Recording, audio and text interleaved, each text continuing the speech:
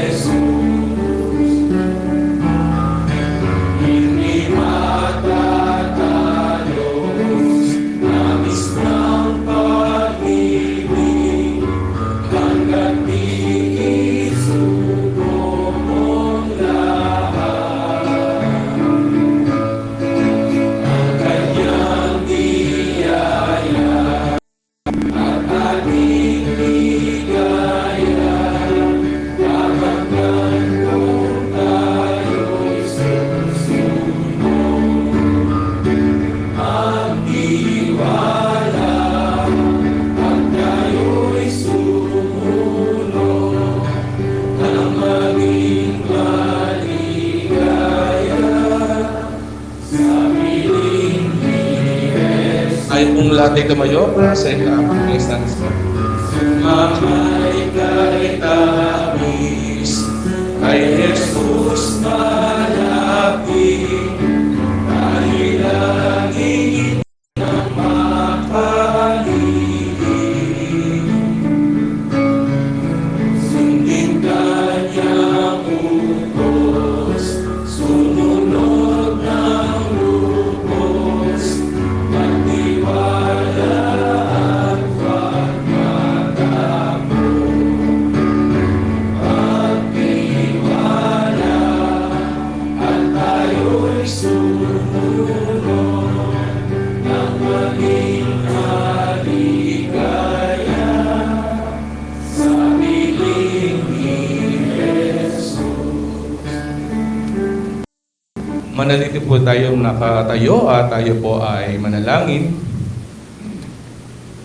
Ama naming Diyos na banal, dakila at makapangyarihan po sa lahat, sa umaga pong ito ay lubos ka po naming pinupuri at pinasasalamatan po sa panibagong pagkakataon po na tinipon niyo po ang bawat isa po sa amin sa lugar po na ito upang sambahin po kayo, purihin at makapagbulay, makapag-aral ng inyo pong mga salita. Maraming salamat po sa pag-iingat niyo po sa amin sa mga nagdaang mga araw, sa protection po ninyo sa kabila po ng masamang panahon, sa inyo pong dakilang pag-ibig po sa amin nung ialay po ninyo ang inyo pong bugtong na anak na si Jesus upang mamatay sa amin po mga kasalanan at siya'y muling nabuhay. Maraming salamat po sa pagkakataon po nito. Ingatan niyo po kami, pangunahan niyo po kami sa amin pong pagtitipon. At ang dalangin po namin, ang inyo pong anak na gagamitin na maghahayag po ng inyo pong mga salita, kapuspusin niyo po siya ng inyo pong banal na espiritu. At patuloy pangunahan po ang puso't kaisipan ng bawat isa po sa amin. Sa inyo po namin lubos na pinagkakatiwala ang buong oras po na ito.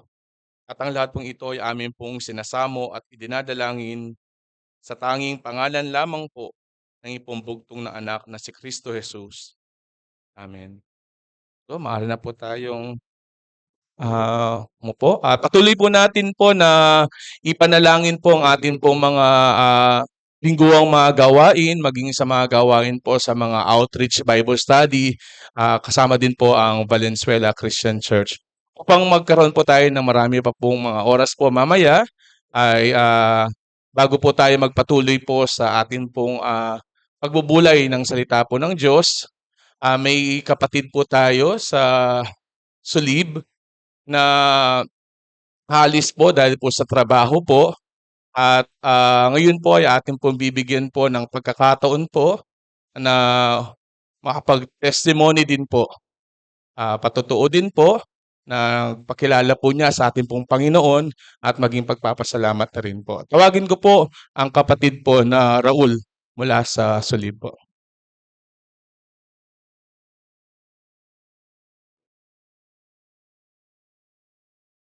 Gandang umaga po muli sa inyong lahat at walang hanggang pasasalamat, papuri sa ating Panginoon. Maraming salamat po sa pagkakataon na kami po ay nabahaginan ng mga salita po ng Panginoon sa akin pong mga tito, tita, kina Brother Wilson, Brother John, Brother Norman, na sila po ang una naming na-meet sa Sulip. At sa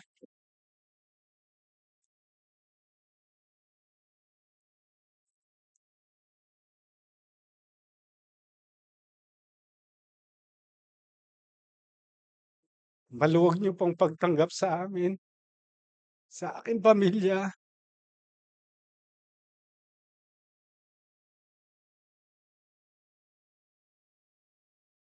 Ang akin pong emosyon na ito ay hindi po kalungkutan, bagkus po ito ay kagalakan po na karamihan po sa aming pamilya ay kasama po namin sa paglilingkod sa Panginoon. Maraming salamat po sa inyong lahat. Nawa ay maging halimbawa po ang isa't isa sa atin para magpatuloy po sa paglilingkod sa Panginoon. Si-share ko lang po sa inyo, actually po last week lang nalaman ng magulang ko na aalis na po ako mag-a-abroad. At sinabi ko po sa kanya na sa akin pong pag-alis na ito ay huwag niya na po akong alalahanin. Kasi po meron pong Panginoon na gagabay na po sa akin saan man po ako magpunta. Sa aking mga anak, sa aking pamilya. Ayun po, request at dalangin ko rin po sa inyo na huwag po nating sukuan ang ating mga pamilya. Lalo na po yung mga alam po natin na nalilihis po yung kanilang mga landas. Patuloy po natin silang ipanalangin. At alam ko po na darating po ang tamang panahon na sila po'y makakatanggap sa Panginoon. So, last Sunday ko na po na kayo po ay makakasama sa ganito pong pagtitipon kasi po next Sunday na rin po yung flight ko. Pero gano'n pa man din po masaya ako kasi this coming Friday po ang wife ko naman po ang uuwi. So, may mga makakasama pa rin po ang aking mga anak sa pagdalo dito. Ayun po, muli po ang taos-puso ko pong pasasalamat sa inyo, mga kapatid, sa Panginoon. Nawa'y patuloy po tayong lumago sa espirituwal at, pag-ingatan po natin ang ating mga sarili sa araw-araw po. Thank you po.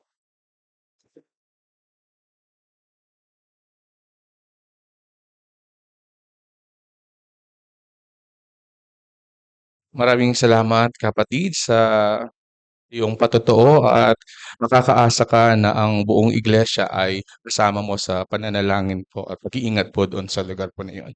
Bilang paghahanda po ay umawit po tayo dito po sa page 47. Awitin na lamang po natin ang stanza 1 at 3. Kahanga-hangang salita ng buhay.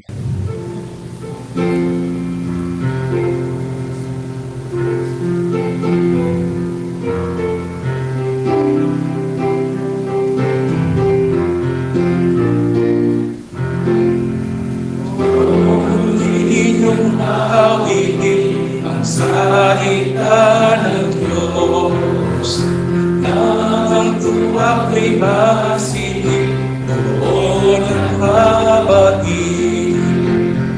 Buhay at pag-ibig, at tapig.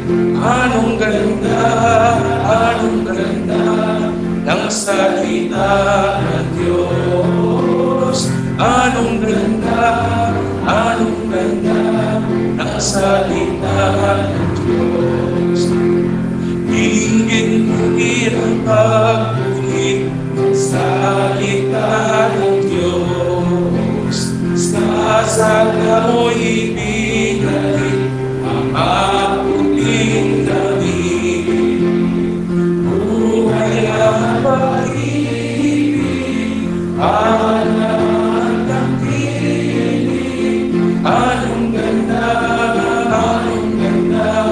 ng salita ng Diyos. Anong ganda ng salita ng Diyos. Purin po Diyos sa ating pong ginawit at ngayon po ay atin na pong ihanda ang ating pong mga puso at kaisipan para po sa pakikinig po ng salita po ng Diyos. Tinatawagan ko po ang ating pong tagapagsalita, si Brother John Norwil Gutierrez.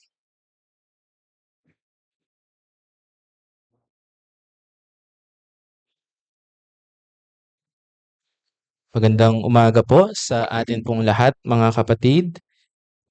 Yan po, purihin po ang Diyos at pasalamatan po natin ang muli pong pagkakataon na meron po tayo para po sa ating pong pagbubulay-bulay ng kanya pong mga salita. At sa ating pong teksto na pagbabasihan po, makikita po natin dito po sa Exodus chapter 2. Babasahin ko po yung verse 1 hanggang verse 2 at yung pong verse 10. Sabi po dito, at isang lalaki sa lipi ni Levi ay yumaon at nag-asawa sa isang anak na babae ng lipi ni Levi. At ang babae ay naglihi at nanganak ng isang lalaki. At nang kanyang makita na maganda ay kanyang itinagong 3 buwan. Verse 10. At ang bata ay lumaki at kanyang dinala sa anak ni Paraon at siya'y kanyang inaring anak at kanyang pinangalan ng Moises at sinabi sapagkat aking sinagip siya sa tubig. Tayo po ay saglit pong manalangin. Ama namin Diyos na dakila, banal at makapangyarihan sa lahat, patuloy po Ama na kami po ay nagpapasalamat sa mabiyayang oras po na ito at ang dalangin po namin patuloy din po Ama, kayo po ang manguna po sa amin pong pag-aaral ng iyong pong mga salita. Dalangin po namin ang banal na Espiritu ang tumulong po sa amin pong kalagitnaan, nang sa gayon po amin pong maunawaan ang mensahe po na nais niyo pong iparating po sa amin at sa lahat po ng makakapanood po sa video po na ito. At muli po, Ama, ito po'y amin pong hinihiling sa matamis na pangalan lamang po na ipong bugtong na anak na si Kristo Jesus. Amen. Ayan po, muli po salamat po sa Panginoon sa oras po na ito. At kanina po, habang pong nagte-testimony po ang ating pong kapatid si Brother Raul, ay nakita ko po sa kanya ang kanya pong pag-ibig po sa kanya pong pamilya. At ito po ang nais ko rin pong dalin po na pagbubulay po sa atin, bagamat ang teksto pong ito po ay madalas po ginagamit po sa buhay po ni Moises dahil ito po ang kanya pong kapanganakan at kung paano pong may kahirapan po nung panahon po na yon dahil po ang parao ay nais po niya na pahirapan po ang bayang Israel. Nais po niya na hindi po dumami ang bilang po ng bayang Israel nang dahil po nagiging threat po ang bayang Israel sa loob po ng Ehipto.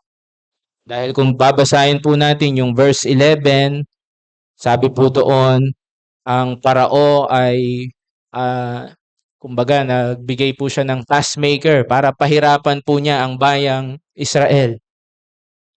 At akala niya pagka pinahirapan nila ang bayang Israel ay kokonti yung pag-produce nila ng mga anak. Pero hindi. Dumami at mas lumakas. Verse 15 ng chapter 1 ng Exodus, kinausap ng parao yung pong mga midwife, yung nagpapaanak sa mga Israelita, na bago pa nila makita yung kanilang mga anak na lalaki ay kanilang papatayin.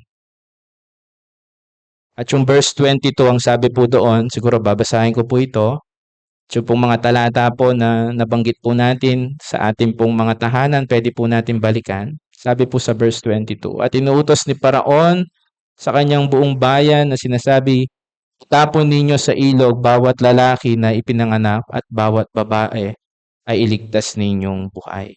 Kaya nabanggit po natin na meron pong kahirapan nung panahon po na yon nung isisilang po si Moises. Pero ang nais ko pong dalin po na pag-aaral po dito, hindi po ang buhay po ni Moises, kundi ang buhay po ni Jochebed. Ito po ay walang iba kundi po ang mother po ni Moises at ang father po ni Moises ay si Amram. Mababasa po natin yan doon po sa Exodus 6:20 at Numbers chapter 26 verse 59. Sabi po doon sa mga talata po na binasa po natin sa verse 1, ang kanya pong mga magulang ay nasa lahi po ni Levi o ni Levi. Alam po natin sa mga darating pong pagkakataon, ang tribe po ni Levi, siya po ang namahala po sa tabernakulo at sa templo. At gusto ko pong tignan po natin, bagamat po kanina po ay sinasabi po natin na napakahirap na ipanganak ka ng panahon po na yon, particular po kung ikaw po ay Israelita. Pero po, sinasabi ko po sa atin, nung pong panahon po na yon, pinanganak po si Moses sa napakaganda pong pamilya. Sa lipi po ni Levi. At dahil alam po natin ang bayang Israelita ay pinili, chosen people ng Diyos. At hindi lamang po yon. Ito pong lahi po, particular po ng parents po ni Moses, ay meron pong takot pagkakilala sa Diyos. Po napakaganda po na si Moses po, bagamat po may threat sa mga buhay po nila, pero siya rin po ay napakaganda dahil pinanganak po siya sa isang pamilya na kilala po ang Diyos. Kaya po nga, naalala ko po nung sinabi rin po ni Pablo kay Timoteo, 2 Timothy chapter 1 verse 5.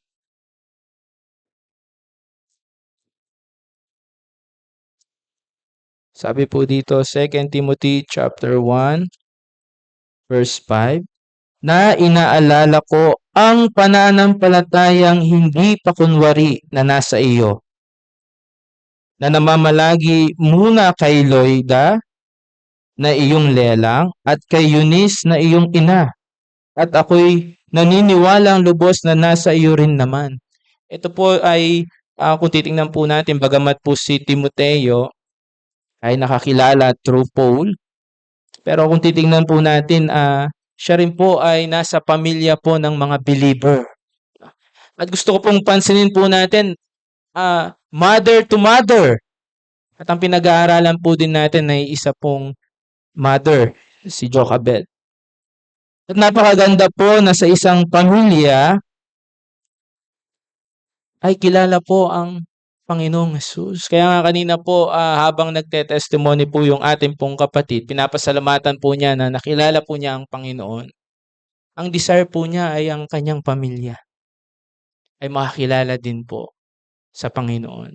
Kanina po, pagpasok ko po, naririnig ko po ang pag-aaral po ng mga adult sa Sunday School ay about din po sa kaligtasan ng pamilya. At ito pong ating pong teksto, makikita po natin dito at nakita po natin lalo na po sa mga nakakaalam po sa istorya po ni Moses, kung paano po yung kanya pong mother ay iniligtas po niya si Moses, at kung paano ang Diyos ay nasa pamilya po nila. Una, nakita po natin yung pong kanilang background, yung kanilang, yung pong lahi kung saan sila nagmula. At nakita po natin na kung sigurong tayo po, baka nung panahon po na yun, ayaw natin maging Israelita. Apo. Kasi, papatahin ka pagka nagkaroon ka ng, papatay ng iyong anak pagka ito ay lalaki. At napakaganda, nakita po natin, hindi lamang po si Moses ay nasa pamilya po ng tribo ni Levi, lalo tigit sila po ay may takot sa Diyos, may pananampalataya sa Diyos. At tunay po na dapat ang bawat pamilya ay meron pong pagkakilala sa Panginoong Hesus. At hindi lamang po yon, ang bawat isa po sa atin ay dapat meron din pong pagkakilala, relasyon po sa ating pong Panginoong Hesus. Gusto ko din pong pansinin po natin, pangalawa, yung kanya pong naging courage and confidence. Sa verse 2 ng chapter 2, sabi po dito, at ang babae ay naglihi at nanganak ng isang lalaki, at nang kanyang makita na maganda, ay kanyang itinagong 3 buwan. Tingnan po natin. Yung pong courage po niya na sumuway sa utos ng Parao. Alam po natin, meron pong utos ang Parao. Actually, dun po sa mga midwife, dun sa verse 15, inutos po ng Parao po yan. Kung titingnan din po natin, siguro balikan lang po natin yung mga midwife dahil napakaganda rin po ng naging response po nila. Sabi dun sa chapter 1 verse 15, ang hari sa Ehipto ay nagsalita sa mga hilot na Hebreya na ang pangalan ng isa ay Sipra at ang pangalan ng isa ay Puwa. Kanyang sinabi, paghilot ninyo sa mga babaeng Hebreya at pagtingin ninyo sa kanila sa dakong panganganakan, kung lalaki ay papatayin nga ninyo, datapwat kung babae ay inyong bubuhayin. Datapwat ang mga hilot ay nangatakot sa Diyos at hindi ginawa ang gaya ng iniutos sa kanila ng hari sa Ehipto, kundi iniligtas na buhay ang mga batang lalaki. Tingnan din po natin ito pong mga hilot po na ito. More on, mas takot po sila sa Diyos. Ibig pong sabihin, ni-risk po nila yung buhay po nila. Para po dito sa mga hindi po nila kaano-ano. Marami po hindi po nila kayang i-risk yung pong mga buhay po nila. Lalo na kung hindi po nila kaano-ano. Balik po tayo sa mother po ni Moses. Ni-risk din po niya yung life po niya. Nung tinago po niya yung pong kanyang anak, dahil alam po natin may decree si Parao, doon nga po sa binasa po natin. Kung titingnan po natin, hindi po madali po yon. Mahirap pong ipanganak nung panahon po na yon. Mahirap din pong maging magulang nung panahon po na yon.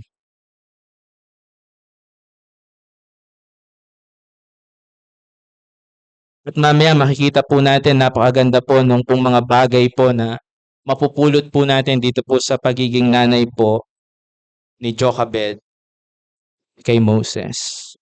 At para mabilis lang po tayo, gusto ko rin pong tingnan po natin. Nakita po natin yung courage po niya na siya po yung nag-refuse sa utos po ng Parao. Makikita rin po natin yung courage po niya nung nirelease niya yung kanyang anak. Kung titingnan po natin, paano po nangyari po yon? Doon po sa mga sumunod po kasi na talata, sabi po dito, at nang hindi na niya maitagong malaon, ay kinuha niya ang isang bangyantok, ginamit po sa English, ark, at pinahiran niya ng betun, ng sahing, at kanyang isinilid ang bata roon at inilagay sa katalahiban sa tabi ng ilog. Sa ibang salin, yung ark ay ginamit po yung word na basket. Parang pong gumawa po itong mother po niya ng basket, no, ark na maliit, magkakasya po yung kanyang baby, inilagay po sa Nile River. At kung titingnan po natin, sinunod niya dito, kumbaga parang sinunod niya yung sinabi ni Parao, kasi doon sa verse 22 na binasa natin kanina, inutos ni Parao na kanyang buong bayan na sinasabi, itapon ninyo sa ilog bawat lalaki na ipanganak. So the same river na marami pong children, marami pong baby ang namatay, the same river na inilagay po niya yung kanyang anak na si Moses. At yun po ay more than courage. Actually, yun po ay faith. Mababasa po natin yun dun sa Hebrews chapter 11, verse 23. Hebrews chapter 11, at sabi po dito, sa pananampalataya ng ipanganak si Moises ay itinagong 3 buwan ng kanyang mga magulang sapagkat kanilang nakitang maganda ang bata. Hindi sila natakot sa utos ng hari. By faith po yun. Alam po nila na yung mga baby, dun itinatapon. Pero by faith, doon din po nila inilagay. Doon po sa basket. Ark. Actually, yun po yung nagbigay ng protection. Naligtas si Moses. At kung titingnan po natin, kung sa panahon po ni Moses, yun po yung nagligtas po sa kanya. Kay Noah at sa mga kasamahan po niya, sa mga hayop na isinakay po nila sa daong, yun po ang nagligtas po sa kanila. Alam po natin kung sino rin po ang magliligtas po sa atin.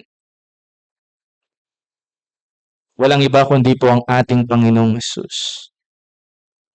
Ang ating pong Panginoong Hesus na namatay doon sa krus, inilibing at muling nabuhay. Siya po yung binigay po sa atin ng Diyos para sa ating pong kaligtasan. Dito po sa ating pong pinag-aaralan, kung titingnan po natin, siya rin po yung nag-raise sa kanyang anak. Siya rin po yung nagpalaki sa kanya. Kung babasahin po natin kasi dito, sa istorya po na ito, nakita po ng anak ni Parao si Moses. At nung binuksan po niya yung basket, lumuha si Moses. At ang sabi po dun sa verse 6, kanyang binuksan at nakita niya ang bata at narito ang sanggol ay umiyak at kanyang kinaawan. At sinabi ito'y isa sa mga anak ng mga Hebreyo. Dumating po ang kanya pong kapatid na si Miriam. At sabi ni Miriam, gusto niyo pong hanapan ko kayo ng nurse. At ang tinawag po niya later on yung po kanyang mother. Ako po'y naniniwala yung anak po ni Paraon ay matalino. At alam po niya yung senaryo. Alam po niya na si Miriam ay kapatid niya.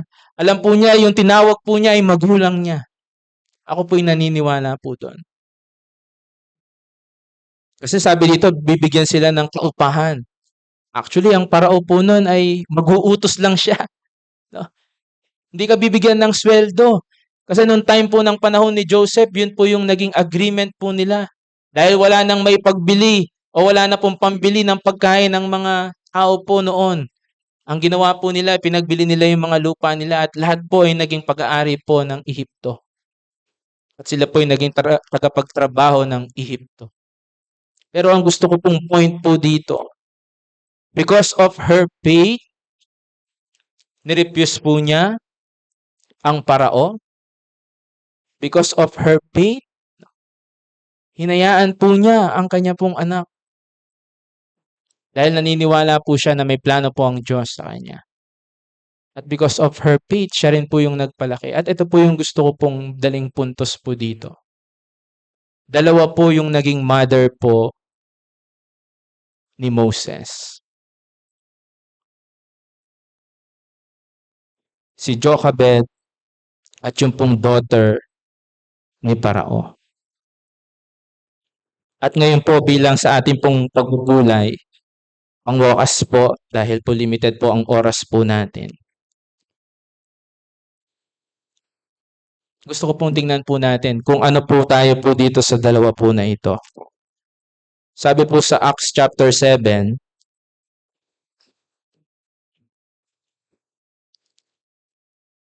verse 22 hanggang 25.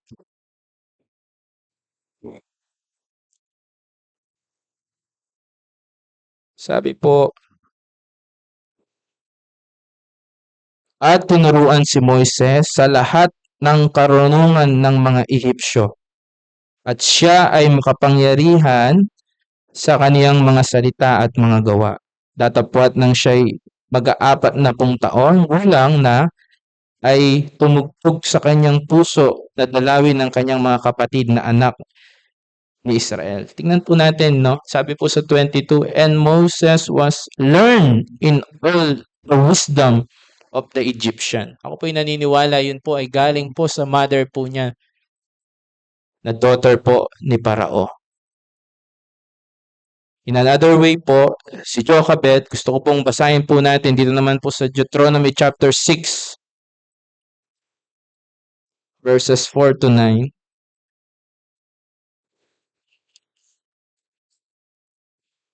Sabi naman po dito, dinggin mo, O Israel, ang Panginoon nating Diyos ay isang Panginoon. At iyong iibigin ng Panginoon ng Diyos ng iyong buong puso at ang iyong buong kaluluwa at ng iyong buong lakas. At ang mga salitang ito na aking inuutos sa inyo sa araw na ito ay isa sa iyong puso. At iyong ituturo ng buong sikap sa iyong mga anak at iyong sasalitain tungkol sa kanila pagka ikaw ay nakaupo sa iyong bahay, pagka ikaw ay lumalakad sa daan, pagka ikaw ay nahihiga at pagka ikaw ay bumabangon, at iyong itali sa pagkatanda sa iyong kamay at mga maging pinakatali sa iyong noo.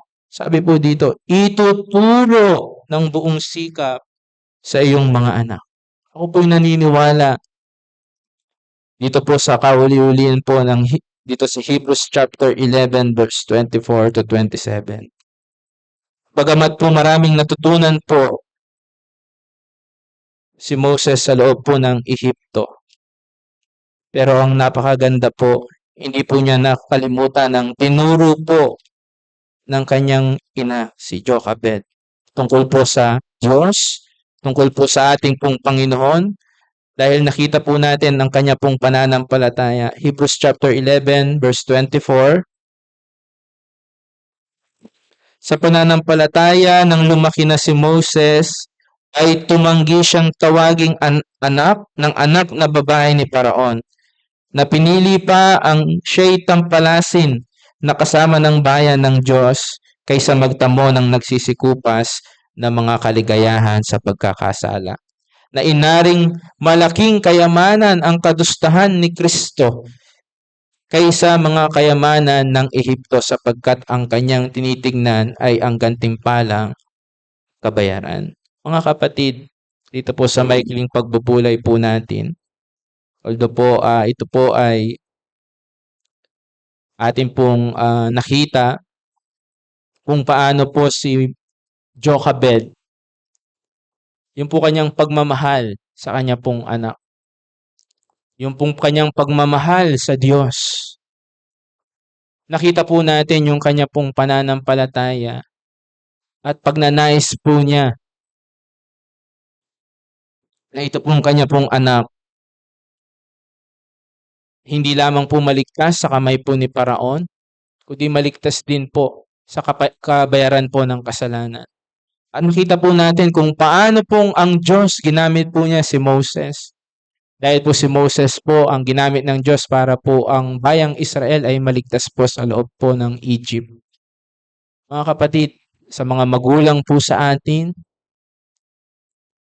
sa mga mother, sa mga father, nawa makita po ang ganito pong pag-ibig po sa atin. Hindi yung sila ay sabihin natin na maging okay sa sanlibutan na ito.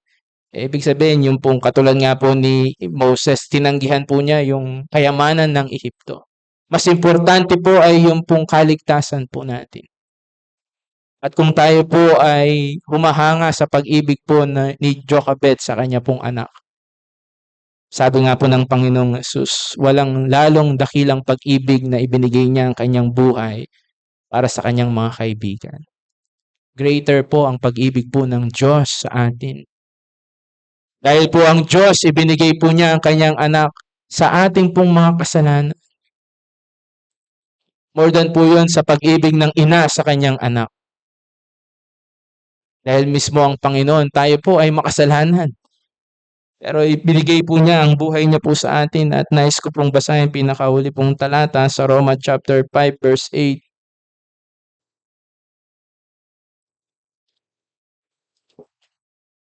Sabi po dito sa Roma chapter 5 verse 8. Datapwat ipinagtagubilin ng Diyos ang kanyang pag-ibig sa atin nang tayo'y makasalanan pa, si Kristo ay namatay dahil sa atin. Tayo po ay manalangin. Manamin Diyos na dakila, banal at makapangyarihan sa lahat. Patuloy po na kami po ay nagpapasalamat sa inyo pong pag-ibig.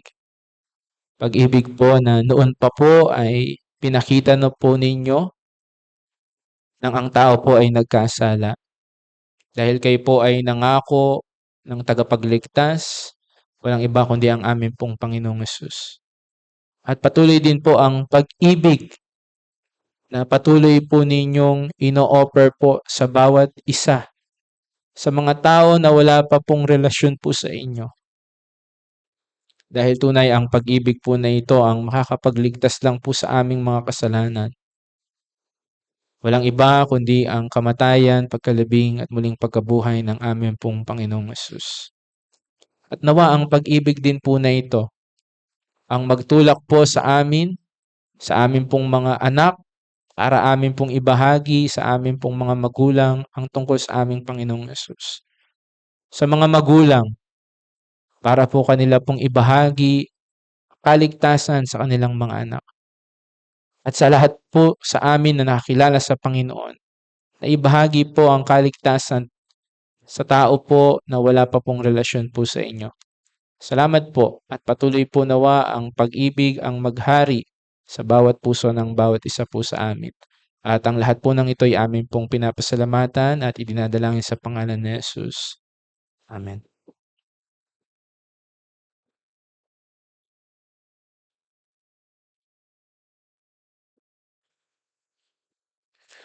Salamat po sa Panginoon sa kapatid na ginamit upang dalhin ang mensahe po ngayong umaga po na ito. At habang pong ito ay ating pong pinagbubulayan at awitin po natin ito pong page 173, Dalhin sila kay Jesus. At sa ikatlo pong stanza, inanyat ko po na lahat po ay tumayo.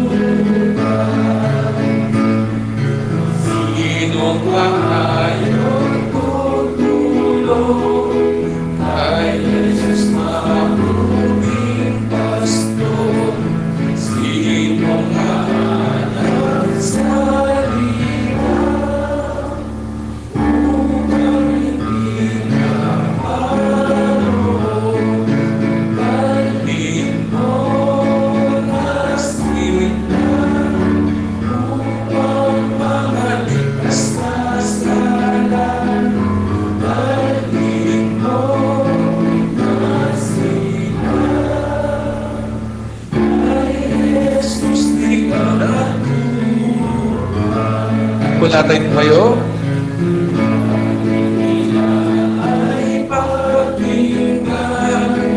Mula sa damo mapalaw, tayo ay ilulutos na. Ang aming kawan, dalhin mo na sila.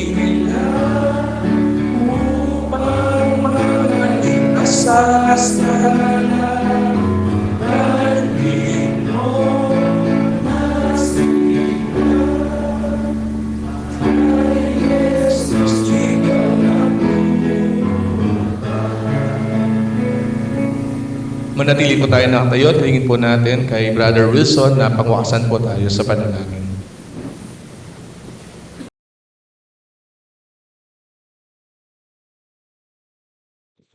Tayo po ay manalangin. Ama, salamat po sa buong oras na iyo pong ipinagkaloob po sa amin sa umagang ito, na kami pong mga anak mo ay muli mong tinipon sa lugar na ito upang ikaw po ay aming sambahin sa espiritu at katotohanan. Salamat po sa iyong mga salita. Habang amin pong pinagbubulay-bulayan ang pagmamahal ng mga magulang ni Moises sa kanya, na kung saan ay ginawa nila ang lahat ng kanilang magagawa upang hindi siya masaktan at upang hindi siya mamatay. Habang ito'y pinagninilay-nilay namin, O Diyos, ay lalo naming nadama, nakita ang iyong dakilang pag-ibig po sa amin. Sa kabila ng lubos na kinalulugdan mo at minamahal mo ang iyong bugtong na anak na si Jesus. Sa kabila ng mga katotohanan ito, siya ay iyong ipinagkaloob po sa amin na naghirap, namatay sa krus upang kami naman po na mga makasalanan ay mabigyan ng kapatawaran, kaligtasan at buhay na walang hanggan. O Diyos, salamat sa dakilang pag-ibig mong ito. Bagamat alam namin na kami hindi karapat-dapat. Nawa ang pagmamahal mong ito na nagligtas sa amin, ang siya ring magtulak sa amin upang ikaw ay patuloy po naming maglingkuran, patuloy naming sambahin sa aming buhay. Salamat po sa kaligtasan at buhay na walang hanggan na mayroon po kami dahil sa aming Panginoon. At salamat din po sa opportunity na ipinagkakaloob mo po sa amin na ikaw po ay aming mapaglingkuran. At sa mga sandali rin pong ito, nagkakaisa po kami na amin pong ipinapanalangin ang kapatid po namin na aalis sa mga susunod na araw na mangingibang bansa. Sa iyo pong makapangyarihan at mapagpalang kamay po namin siya na lubos na ipinagtatagubilin. Patuloy na ingatan mo po siya sa lugar na kanyang patutunguhan at nawa tulungan mo siya na makapagpatuloy sa kanyang pananampalataya. Tulungan mo siya na laging manalangin. Tulungan mo siya na laging magsaliksik ng iyong mga salita. Kung loobin mo po, O Diyos, tulungan mo siya na makakita ng gawain na maaari na siya ay makisama sa kanila upang patuloy siyang lumago sa kanyang pananampalataya. Hindi lamang po siya ang aming itinataas sa mga sandaling ito, maging ang kanyang buong sangbahayan, kanyang mga anak, ang kanyang may bahay. Tuloy na ingatan at pangunahan mo po sila. At ganun din naman po, igawad mo rin ang iyong mayamang pagpapala, pag-iingat sa bawat pamilya, sa bawat kapatiran. Naway masumpungan mo po kami na patuloy na naglilingkod, nagbubunga sa aming mga buhay bilang mga anak mo. Pagpalain mo rin po ang natitirang oras sa aming breaking of bread. Nawa po ay patuloy naming maranasan ang iyong kagandaang loob. Ingatan mo rin po ang mga kapatid na mauuna ng uuwi.